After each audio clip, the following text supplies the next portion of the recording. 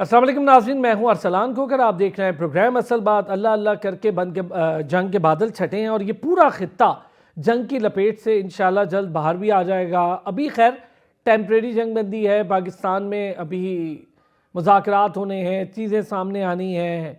Israel चाहता ही नहीं है कि जंग बंदी हो, तो ज़ाहिर है उसने लेबनान पर मुसलसल हमलों का सिलसिला भी जारी रखे हुए है। लेकिन इन सारी सिचुएशंस में दुनिया जो सबसे ज़्यादा परेशान हुई वो सिर्फ और सिर्फ एक मकसद के लिए हुई। जंग के लिए तो जो परेशान होना था वो हम जैसे ममालिक हुए, जो पड़ोसी हैं, जिन्हें दुख और तकलीफ़ है अपने ब्रदरली मुल्क के ऊपर हमला होने का, तमाम गल्फ़ पर और ईरान पर। लेकिन पूरी दुनिया का जो मसला हुआ वो इकॉनमी से हुआ। शट डाउन हो गई, स्लो डाउन नहीं, शट डाउन हो गई। बहुत बड़े मसाइल खड़े हो गए। ना सिर्फ ऑयल की तरसील रुकी बल्कि खाने पीने की अशिया, खुराक, हर चीज़ के लिए मसला बनता चला गया। ऐसे में पाकिस्तान ने एक रास्ता निकाला। अल्हम्दुलिल्लाह पाकिस्तान को पूरी दुनिया इसका क्रेडिट भी दे रही है और देना चाहिए भी है। हमारी अस्करी क़यादत ने बड़ा ज़बरदस्त परफॉर्म किया, हमारी सियासी क़यादत ने बड़ा ज़बरदस्त परफॉर्म किया, हमारी कौम ने बहुत शानदार तरीके से बुर्दबारी के साथ सोशल मीडिया पर बहुत ही ज़िम्मेदाराना तरीके से तमाम चीज़ों का इस्तेमाल किया। हमारे मीडिया ने बहुत अच्छी रिपोर्टिंग के साथ बड़ी पॉजिटिव तरीके से सारी जंग को कवर किया। तो ये सारी सिचुएशन है। अब आई बात जब इकॉनमी की, जंग रुकी, क्या होगा, कैसे होगा, पाकिस्तान के बहुत सारे मसाइल हैं इकॉनमी को लेके, कैसे बेहतर करेंगे। लेकिन एक बड़ी अच्छी खबर आई, जहाँ पर बैनुल-अक़वामी अदायगियों का प्रेशर था, वहाँ पर पाकिस्तान ने 1.43 अरब डॉलर, ये बहुत बड़ी बात है कि 1 अरब 43 करोड़ डॉलर्स की बैरूनी अदायगियाँ क़ब्ल वक्त कर दी।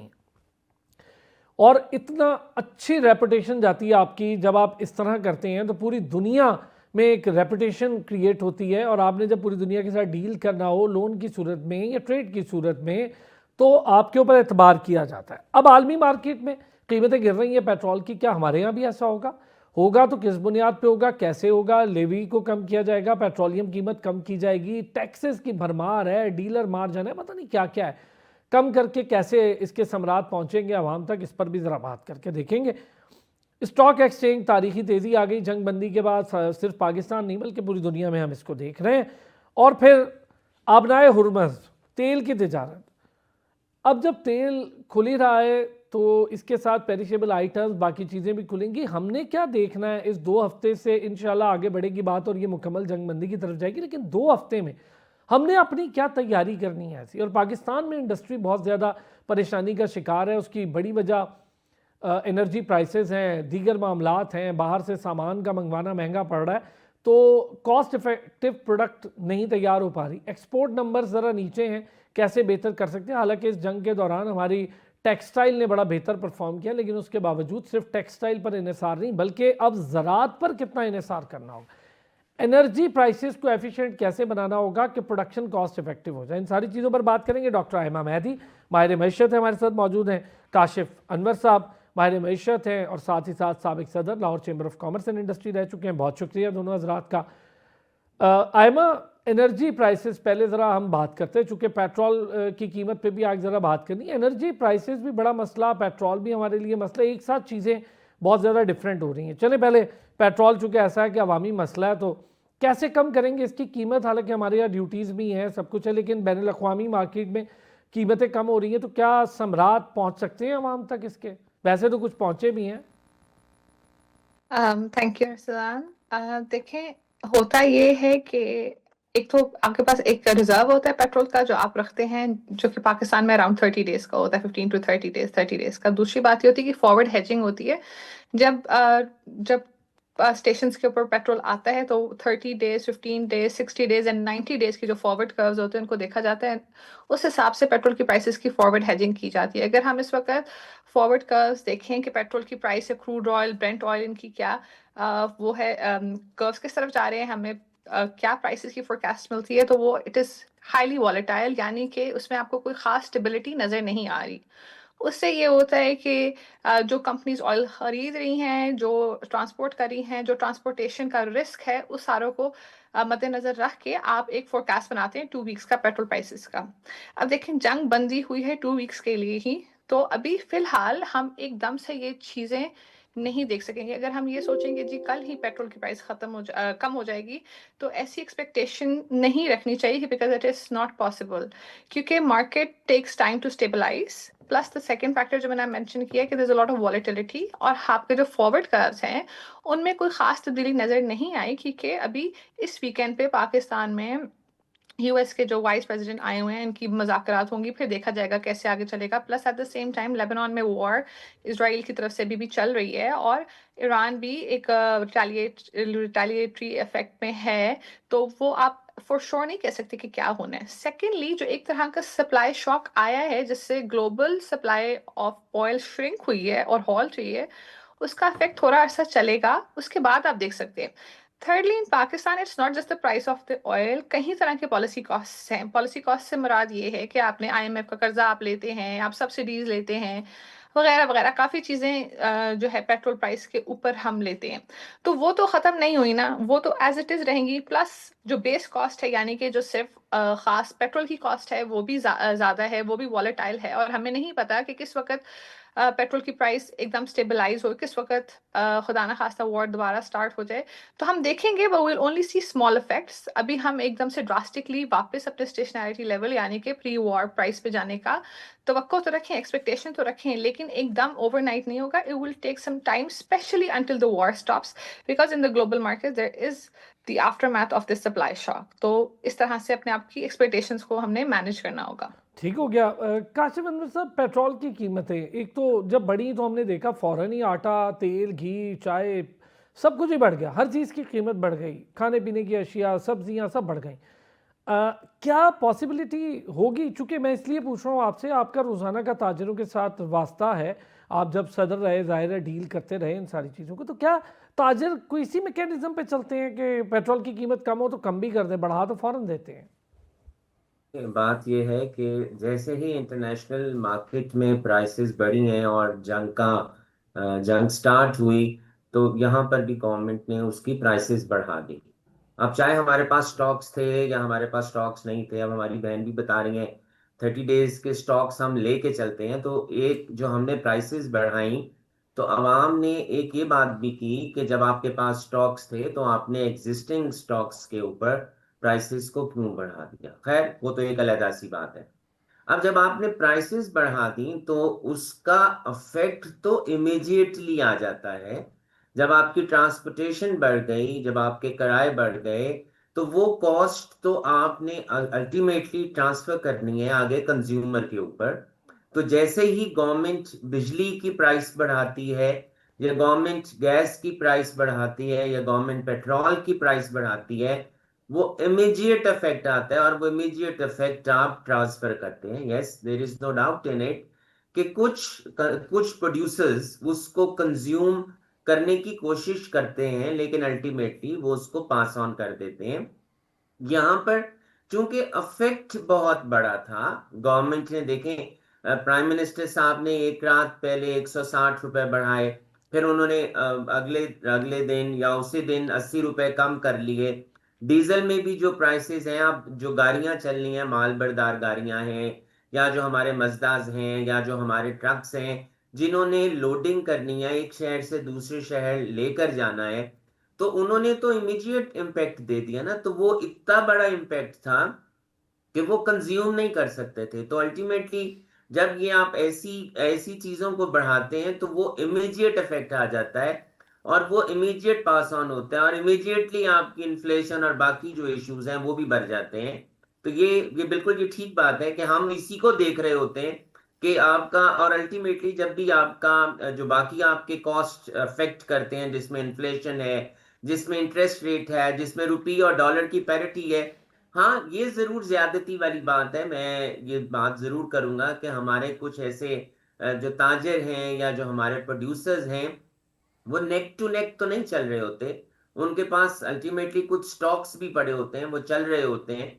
तो वो इमीडिएट जो इफेक्ट आता है, जो उनके एग्जिस्टिंग स्टॉक्स होते हैं, अल्टीमेटली उन्हें उस पे भी प्राइस को बढ़ाना होता है, और वो वहां पर एक बेनिफिट भी लेते हैं। तो यहाँ पर बहुत से लोगों ने बेनिफिट लिया है, वो जो इम्पैक्ट्स आए हैं, उन्होंने बहुत सा प्रॉफिट बनाया है। मैं तो आपके वहां साथ एक भी कुछ वाकया शेयर करूं। जिस दिन पेट्रोल प्राइस बढ़ रही थी तो डर के मारे मैं भी चला गया पेट्रोल डलवाने।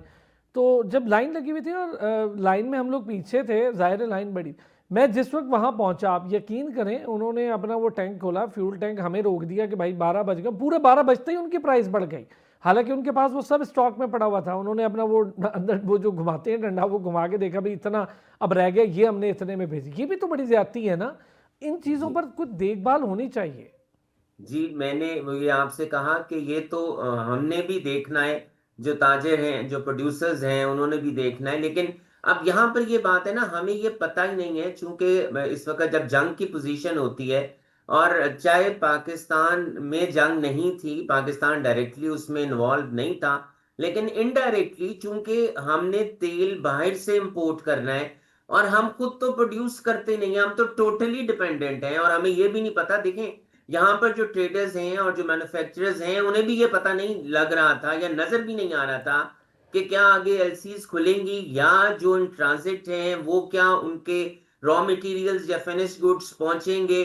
सब कुछ कुछ भी प्रिडिक्टेबल नहीं था, तो सर इसीलिए 378 पर तो पेट्रोल ही नहीं मिल रहा था काशिफ अनवर साहब, जी वो भी मैं 380 और सम पैसा, यानी 381 कर लें, 3 रुपए ऊपर जी ही मैं था। मैं मैं वही कह रहा हूं ना कि चूंकि पता ही कुछ नहीं था कि होना क्या है, तो वो जिनके पास एग्जिस्टिंग स्टॉक्स भी थे, उन्होंने उनकी प्राइसेस को भी वो करंट रेट्स के मुताबिक कर दिया है।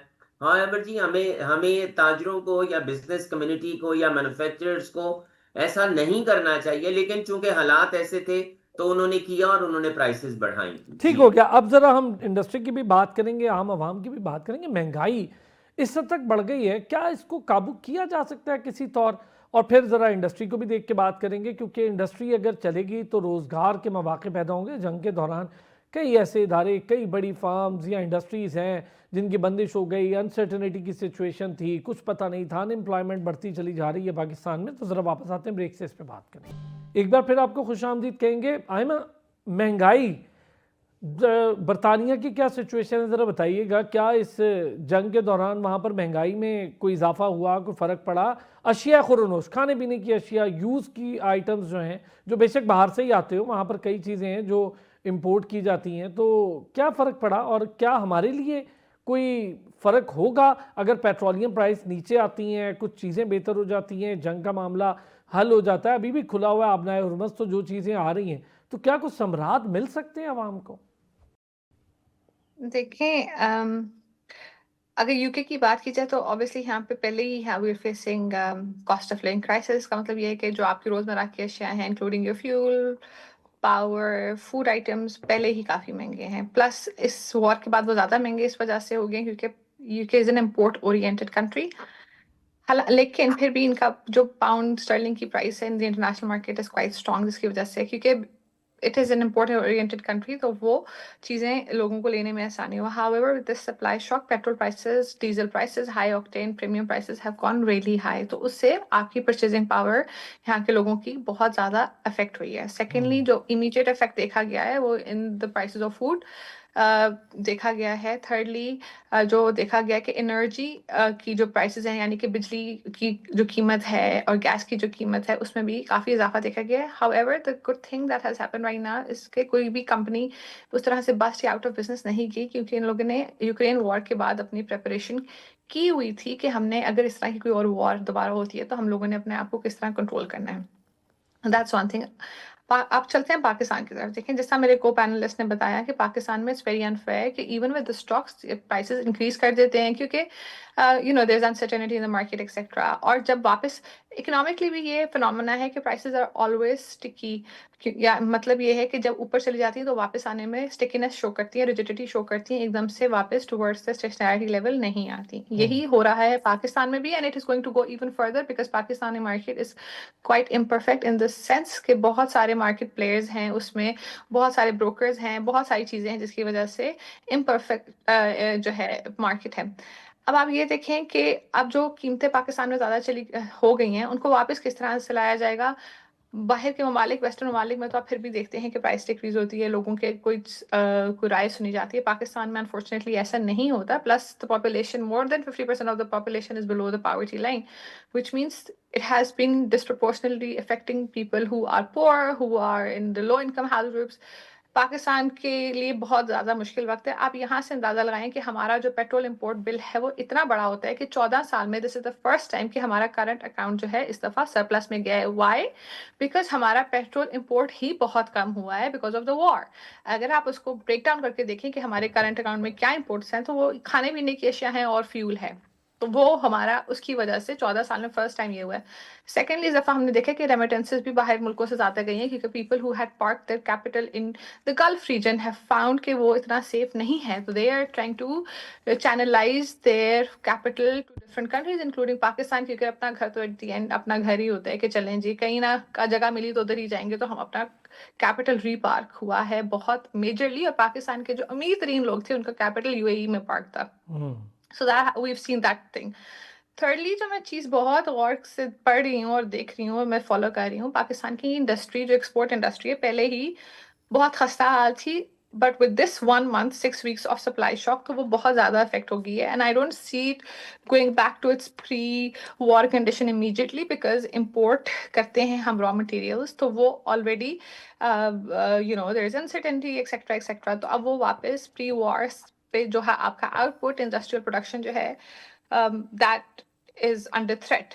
और बहुत एक दो लोगों को मैंने सुना कहते हुए कि करंट अकाउंट हमारा इस वक्त बड़ा जी सरप्लस चला गया बावजूद इसके कि वॉर है, लेकिन अगर कोई बारीक बीनी से देखे और देखे कि ये क्यों है, तो इसकी वजह बहुत ही खतरनाक है। और इसकी खतरनाक वजह ये है क्योंकि हमारा पेट्रोल बिल कम था, और अगर हमें एनर्जी नहीं मिलेगी, हमारी इंडस्ट्री वापस नहीं चलेगी, एनर्जी नहीं मिलेगी, तो वो हमारे लिए अगले 3-4 महीने में बहुत ज़्यादा मसला हो जाएगा। तो हमें इन चीज़ों को इस तरह प्रोपोगेट नहीं करना चाहिए, specially on social media I mean और मेन मीडिया, कि जी हमारा करंट अकाउंट जो है वो सरप्लस पे चला गया। So these are the kind of things that I am really looking for in terms ठीक ऑफ हो गया, करंट पाकिस्तान। अकाउंट डेफिसिट भी ठीक बात है, वो लेन देन पर डिपेंड करता है। कोरोना में जी जीरो हो गया, हम बड़े खुश थे क्योंकि लेन देन ही नहीं हो रहा था।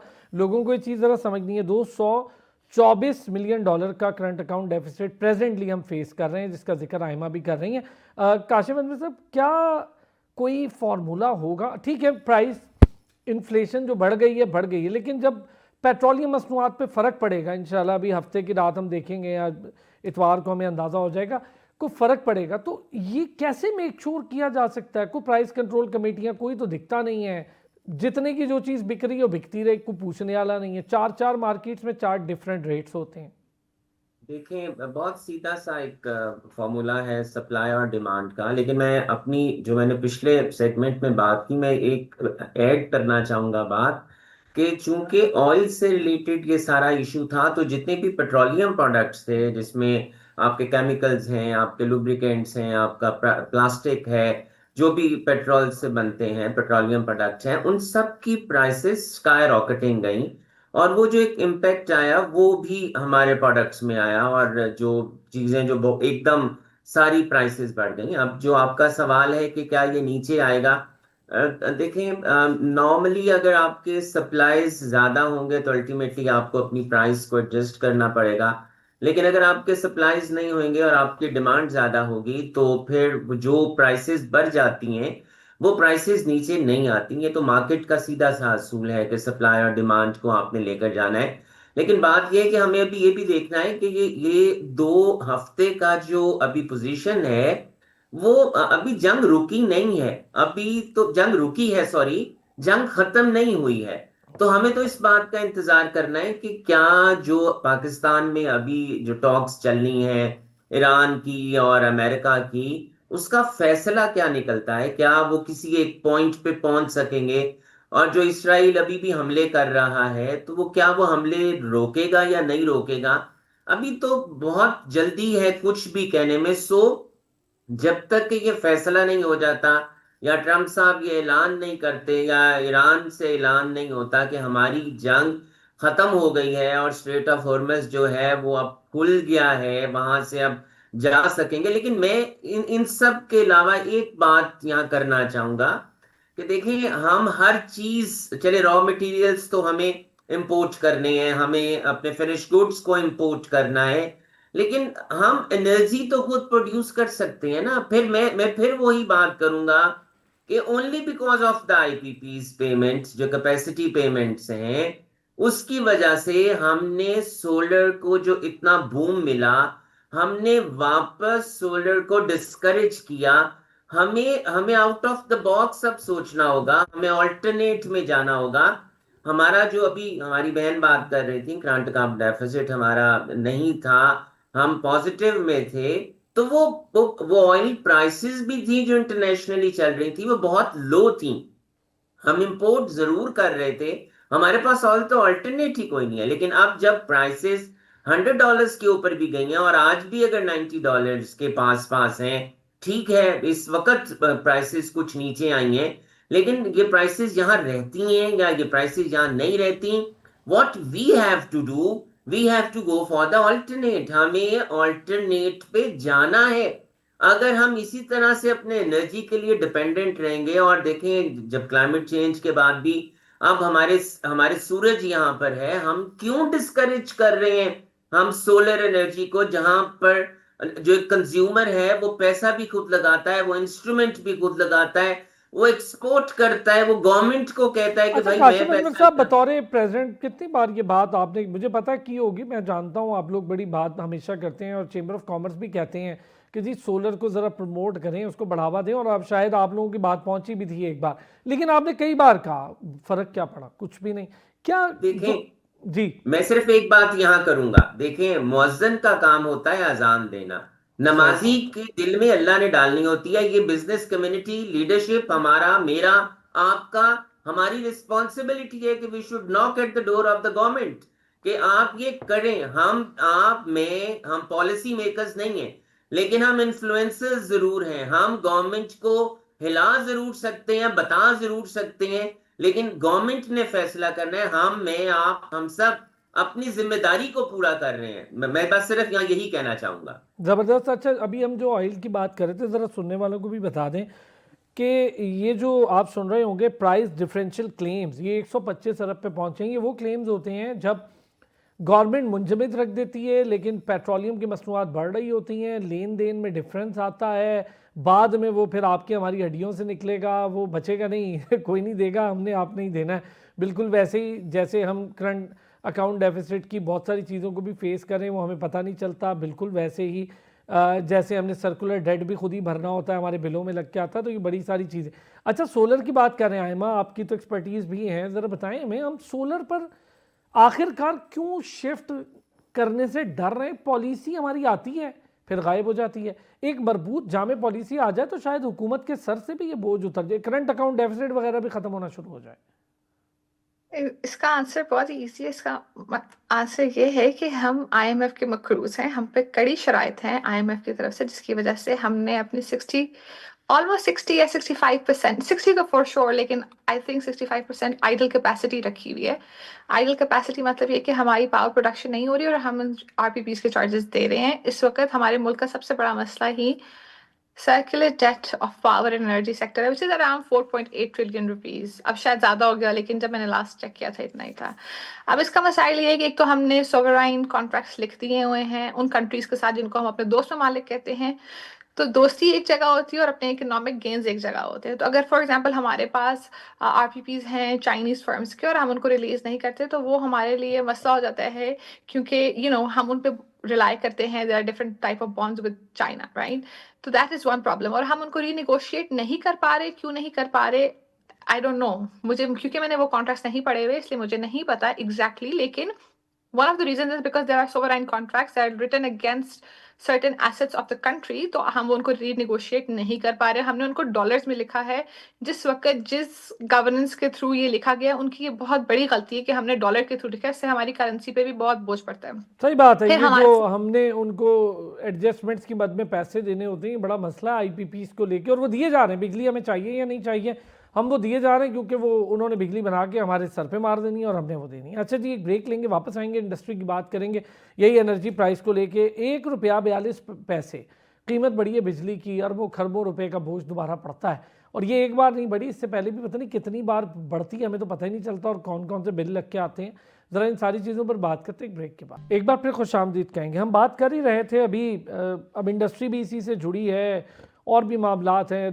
कंपनी एक्सपोर्ट्स की अगर हम बात करें, कंपनी एक्सपोर्ट्स जो होती हैं, उसको लेकर 2024-25 में सिर्फ और सिर्फ हमारा रेवेन्यू $54 मिलियन रहा है। बहुत ज़्यादा कैपेसिटी है पाकिस्तान की, इतना कम क्यों रहा है? टेक्नोलॉजी का तबादला, जॉइंट वेंचर्स, रोज़गार के मौक़े, ये बड़े मसाइल हैं हमारे लिए। अच्छा, ज़रा इस पर बात कर लेते हैं आयमा, ये जो हमने 1 रुपया 42 पैसे बिजली फिर बढ़ा दी है, अब पता नहीं है किस मद में बढ़ती है, कैसे बढ़ती है। कहने को 1 रुपया 42 पैसे होती है, हमें तो सिर्फ यही पता चलता है कि इस महीने बिल 70,000 आ गया, इस महीने 50,000 आ गया, 100 किस्म के टैक्स हैं। ये एनर्जी प्राइसेस जो हैं ये एक क्राइसिस बनती जा रही हैं, जिसकी वजह से यहाँ पर कॉस्ट इफेक्टिव प्रोडक्शन का मसला है। हम रोज़गार के मौके, इंडस्ट्री की बेहतरी, जॉइंट वेंचर्स को भी कैसे हौसला देंगे? बाहर से कौन आएगा इतनी महंगी बिजली पर काम कर रहे हैं? देखिए, मसला ये है पाकिस्तान का कि हमारे पास 0% diversification in the sources of production of electricity. इसका मतलब ये हुआ कि हम सिर्फ और सिर्फ फॉसिल फ्यूल्स पे डिपेंड करते हैं एनर्जी प्रोडक्शन के लिए। फॉर एग्जांपल ऑयल, कोल, इस तरह की चीज़ों के लिए हम सोलर कैपेसिटी को यूज़ ही नहीं कर रहे। हालांकि हमें जो है क्लाइमेट चेंज की तरफ से भी मिल चुके हैं IMF से पैसे, कहीं I don't know where that money is going. हमारी पॉलिसी, पहली तो प्रॉब्लम ये है कि हमारी पॉलिसी अलाइंड नहीं है टू आवर एंड गोल्स। हमारा गोल ये होना चाहिए कि एनर्जी प्राइसेस लो हों। किसी भी इमर्जिंग या थर्ड वर्ल्ड इकोनॉमी में जब भी उसने बढ़ना है, अपने आप को स्ट्रेंथन करना है, तो they have to provide free electricity to its industry. आप अपने खत्ते में बाकी जितने भी ममालिक हैं उनको देख लें, चाइना से तो हमारा कोई जोड़ बनता ही नहीं है। आप वियतनाम को देख लें, आप आप थाईलैंड वगैरह को देख लें, इन लोगों ने सस्ती एनर्जी देके अपनी इंडस्ट्री को ग्रो किया है। पाकिस्तान में कोई पॉलिसी नहीं है, बार बार ये कोल एंड गैस के थ्रू, वो भी हम इंपोर्ट कर करके जला के हम करते हैं प्रोड्यूस। फिर उसके बाद जिन्होंने प्लानिंग की, एक्सेस सप्लाई ऑफ इलेक्ट्रिसिटी हो गया, जिसकी वजह से हम लोग सिर्फ और सिर्फ कैपेसिटी चार्जेस भर रहे हैं। और इस वक्त हमारे ऊपर सबसे ज़्यादा कर्जा ही सर्कुलर डेट है। थर्डली, हम IMF के इतने बड़े मकरूज हैं, नंबर 4 पे आ गए हैं नंबर 5 से भी, कि IMF की शराइत, IMF हमें कुछ करने ही नहीं देता। वो अगर जितनी हमारी आइडल कैपेसिटी पड़ी हुई है, अगर हम अपनी इंडस्ट्रीज को वो चला के बिजली फराहम करें तो हमारे बड़े कंपेटिटिव एक्सपोर्ट्स हो जाए। हमारे पास बड़े जीनियस किस्म के टेक्नीशियंस, इंडस्ट्रियलिस्ट, आइडियाज, इंजीनियर्स बैठे हैं जो हमारी इंडस्ट्रीज को फरोग दें। हम अपने लिए डेटा सेंटर्स बना सकते हैं, लेकिन हम क्योंकि IMF के इस प्रोग्राम में हैं, हम उनके खिलाफ वर्जी करके कुछ कर नहीं सकते। इस वक्त सारी दुनिया डेटा सेंटर्स की तरफ जा रही है। इवन UAE के जो प्रॉब्लम अभी आ रही है, it's because of the data centres, कि जी वो डेटा सेंटर्स को की तरफ से फरोग मिल रहा था, and Israel didn't like it. तो हम अगर डेटा सेंटर्स बनाएं, इतनी बड़ी पॉपुलेशन है हमारे खत्ते में, तो हमें कितना प्रॉफिट हो जाए। बट बिकॉज हम IMF के मकरूज हैं, अभी तो मुझे ये समझ नहीं आ रहा, we didn't have any funds of our own। जो हमने UAE को कर्जा वापस किया है, how did we what are the sources of finance, what are the sources of funding जिससे हमने वो वापस किया। जब तक हमारी एनर्जी का प्रॉब्लम हल नहीं होगा, हमारे पास सोलर इतनी ज्यादा और हमारे पास विंड भी बहुत है, हमें इतनी वसी हमारी जो है वो सी लाइन है, कोस्टल एरियाज है, वहाँ पे हम विंड से भी जनरेट कर सकते हैं। It's a country that can go on 100% renewables. Thirdly, जितने लोगों ने सोलर लगाया, पहले इन लोगों ने कहा जी हम नेट मीटरिंग करेंगे, नेट मीटरिंग से फिर नेट बिलिंग पे आए, फिर वापस net metering. However, I know 4 or 5 companies are working towards providing lithium batteries in Pakistan. एक दफा लिथियम बैटरीज इंपोर्ट हो गई और आप अपनी सोलर की प्रोडक्शन या रिन्यूएबल प्रोडक्शन उसमें आप सेव करें, तो वो batteries can save massive amounts of तो houses can go off grid। और जब वो ऑफ ग्रिड का मसला आएगा in the next 1 year, I can forecast and I can see that coming. जब वो ऑफ ग्रिड का मसला आएगा, तो फिर ये जो हमारे कैपेसिटी चार्जेस, इंफ्रास्ट्रक्चर चार्जेस, क्योंकि बिल के डिफरेंट कंपार्टमेंट्स होते हैं, आपके कैपेसिटी चार्ज होता है, आपका इंफ्रास्ट्रक्चर होता है, एक आपका पीक यूज टाइम का चार्ज होता है एक। तो ये जिस तरह के चार्जेस हैं, फिर जो लोग इनको नहीं रिन्यूएबल पे जा सकेंगे, सोलर्स और बैटरीज पे, तो फिर वो डिस्प्रपोर्शनली उस आवाम के ऊपर आके गिरेगा, and then it's going to get even worse. यानी वो बेचारे फंस जाएंगे जो वो बैटरीज का यूज़ नहीं करेंगे। लेकिन यहाँ पर सही बात है, अगर वो बैटरीज का जो कि हम देख रहे हैं पूरी दुनिया उस पर कन्वर्ट हो रही है, तो वो अगर हो गया तो और ज़्यादा मसाइल ये बनेंगे कि आपको खामखा के पैसे देने पड़ेंगे IPPs को। तो उससे पहले हम क्यों नहीं जान छुड़वाते? हमने कुछ अदायगियाँ भी की हैं काशिफ अनवर साहब, बैरूनी अदायगियाँ थी जो कि 1 अरब 30 करोड़ डॉलर थी, जो कि असल ज़र थी। फिर हमने 14 करोड़ 30 लाख डॉलर उसके सूद की मद में भी अदा कर दिए हैं, एक दिन पहले अदा किए हैं पाकिस्तान ने। ये बड़ी हौसला अफजा बात है।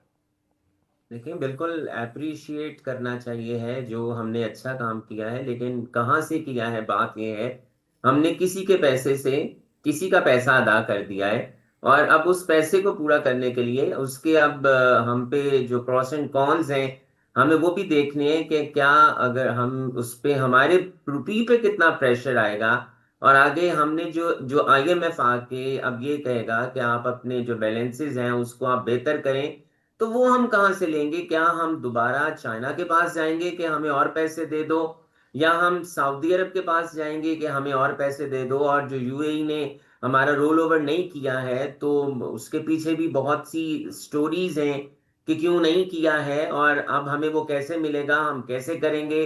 और जो अब आगे भी देखने वाली बात है कि हम जो बहुत खुश हैं इस बात पे भी कि पिछले महीनों में हमें जो फॉरेन हमारी जो रेमिटेंसेज हैं हमारे एक्सपेट्रिएट्स पाकिस्तानीज की, जिस तरह से वो आ रही थी वो शायद अब उस तरह से आगे नहीं आएंगी। हमें ये नजर आ रहा है कि उस तरह से काम नहीं हो रहा है, गल्फ में नहीं हो रहा, बाकी ममालिक में भी उस तरह से नहीं होंगे। और यूएई ने भी पैसा, is one of the reasons के, चूंकि उसके भी हालात इस वक्त ऐसे हैं कि उसने कहा जी कि आप मेरे पैसे वापस करें, मुझे खुद भी पैसे चाहिए। तो अब ये देखना है कि हम पे उसका इफेक्ट क्या आएगा। और मैं बस एक छोटा सा मेरी सा कमेंट दूंगा कि अगर हम गोबर पे टैक्स लगा सकते हैं, तो फिर जो हम ये जो सोलराइजेशन की तरफ जा रहे हैं, फिर हम वो जो लिथियम बैटरीज आएंगी फिर हम उस पे भी टैक्स लगा देंगे, फिर जो प्लेट्स आएंगी हम उस पे भी टैक्स लगा देंगे। तो वो इस बात की कोई गारंटी नहीं है कि हम ऑफ ग्रिड जाते हैं तो जो कंज्यूमर होगा या जो सोलर प्रोड्यूसर होगा उसको फायदा भी होगा या नहीं होगा। हमने तो चूंकि पैसे पूरे करने हैं और आईएमएफ को पैसे पूरे करके दिखाना है, तो हम तो किसी किस्म का भी टैक्स लगा सकते हैं। This is one of the reasons कि हम ना, जो जिस तरह से जिस तरफ से हम जा रहे हैं। जो आपने एक नलायकी की बात की थी, देखिए ये नलायकी सिर्फ थोड़ी सी नलायकी नहीं हुई है, ये बहुत सी नलायकी हुई है। और जो हमने हम जो ये कहते हैं कि हमारे जो सोलर के एग्रीमेंट, जो आईपीपीस के एग्रीमेंट्स हैं उसमें हमारे फॉरेनर्स बहुत ज्यादा हैं, तो मैं तो सिर्फ ये सवाल करता हूं कि अगर आपके फॉरेन इन्वेस्टर्स हैं, आप उन कॉन्ट्रैक्ट्स को छोड़ दीजिए। जो हमारे अपने लोकल इन्वेस्टर्स हैं, जो उनके साथ हमने कॉन्ट्रैक्ट्स किए हैं, हम कम से कम वो तो खत्म कर सकते हैं। और ये लिस्ट ना आपसे छुपी है, ना मुझसे छुपी है, और ना आवाम से छुपी है कि हमारे अपने जो पाकिस्तानी हैं वो उन कॉन्ट्रैक्ट्स की मद में कितना नफा हर साल ले रहे हैं, और वो बोझ आवाम पे जा रहा है। मैं फिर ये बोल रहा हूं कि ये सबको पता है, ये बात किसी से छुपी नहीं है। जो हमारे फॉरेन आईपीपी के इन्वेस्टर्स हैं उनकी तादाद तो शायद 5 से 10% के करीब है टोटल। तो हमें सबसे पहले उनको रीनेगोशिएट करना होगा। हम अगर उन्हें रीनेगोशिएट नहीं करेंगे, हम अगर हम सोलर की तरफ नहीं जाएंगे, हम अपने इंपोर्ट के फ्यूल को बिल को कम नहीं करेंगे, हमारी एक्सपोर्ट्स नहीं बढ़ सकेंगी, हमारी लोकल प्रोडक्शन नहीं हो सकेगी, हमारे यहाँ नौकरी के रोजगार हम मौके पैदा नहीं कर सकेंगे। हम सिर्फ रोज पे चल रहे होते हैं, हमारी कोई अच्छा शॉर्ट ठीक, टर्म काशिफ अनवर पॉलिसी साहब, नहीं। एक शॉर्टली अगर मैं आपसे पूछूं बतौर बिजनेसमैन, अभी हमने जो इतनी अच्छी शानदार सिफारतकारी की, इसको हम अपॉर्चुनिटी में कैसे बदल सकते हैं? वो कौन कौन से नए एवेन्यूज़ हैं जो हम अपने लिए खोल सकते हैं, और किस किस बुनियाद पे क्या हम अपनी ज़राअत, जो पेट्रोल से बड़ा मसला था कि पेट्रोल रुक गया तो शायद दुनिया चलेगी, खाने पीने की चीज़ें रुक गई तो मुश्किल होगा। देखिए बात यह है कि हम ज़राअत में भी खुद कफील नहीं है। हम तो दालें, आलू, टमाटर, सब्जियां भी इंपोर्ट कर रहे हैं। और हमने जहां पर हमारी जो ज़रूरी ज़मीन थी, हमने वहां पर भी सोसाइटीज काटनी शुरू कर दी हैं। अगर हमने इस तरह से अपनी एग्रीकल्चरल लैंड को हमने सोसाइटीज में कन्वर्ट करना शुरू कर दिया, तो फिर देखें जो हमारे साथ हो रहा है वो होगा। और अगर आप ये कहते हैं कि हम इसको कैसे, अपॉर्चुनिटी जो हमें ये मिली है हम उससे कैसे एक फायदा ले सकते हैं, वो फायदा फिर यही होगा कि ट्रम्प साहब आईएमएफ से कहेंगे कि इस वक्त जो आपकी आईएमएफ का जो टॉक्स चल रही हैं उसमें जरा थोड़ी सी बेहतरी कर दीजिए, और हम चाइना से को थोड़े से पैसे ले बस लेंगे, सिर्फ थोड़े से लोन की पैसे मद सऊदी में। अरब। सही बात है। अब यस, लोन की मद में वो सऊदी अरब से पैसे मिल जाएंगे। हाँ, लेकिन सर लेकिन जामे और मुस्बत पॉलिसी की इस टाइम ज़रूरत है। पॉलिसी से ज़्यादा हमें एवेन्यूज़ तलाश करके एक फौरी तौर पर किसी नए अमल की ज़रूरत है। मेरा ख्याल है कुछ प्रैक्टिकल काम करें और जो चीज़ दुनिया को चाहिए वो देना शुरू करें। इस टाइम अल्हम्दुलिल्लाह पाकिस्तान का नाम भी हो रहा है, लोग एतमाद भी कर रहे हैं, चीज़ें बेहतर भी हो जाएंगी। काशिफ अनवर साहब, thank you so much. Doctor Aima Mehdi, आपका भी बहुत शुक्रिया। नाजरीन, अगले हफ्ते फिर होगी आपसे मुलाकात। अपना ख्याल रखें।